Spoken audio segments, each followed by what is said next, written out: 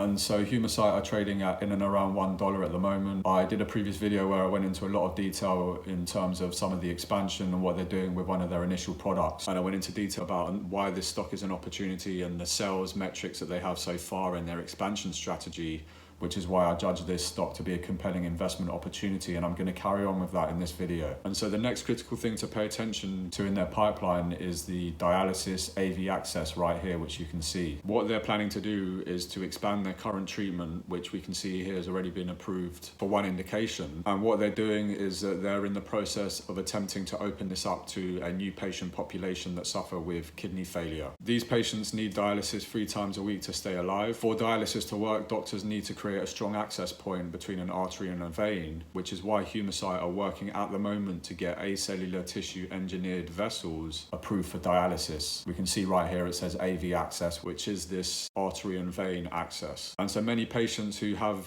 dialysis don't actually have usable veins. Existing options clot or fail and have the potential to be infected as well. And so when access fails, it's potentially life-threatening for a patient because they can't actually get their treatment. And this is why Humacyte are progressing forward with the Acellular Tissue Engineered Vessels and supplemental BLA filing. Humacyte plans to submit a supplemental BLA in the second half of 2026. And this BLA is required to market and distribute a new product or treatment and take it to market. And this is significant because it will allow Humacyte to commercialize the same approved vessel in a much larger and recurring patient population. There will always be patients needing dialysis, and this creates the opportunity for Humacyte to generate recurring revenue by providing this solution to these patients. If cellular tissue engineered vessels gets approved for dialysis, this is the kind of revenue that would be an absolute game changer for Humacyte's valuation. And so as we've seen, Humacyte plans to submit a supplemental BLA in the second half of 2026. And with that in mind, we could see a potential FDA approval in end of 2026 or early 2027.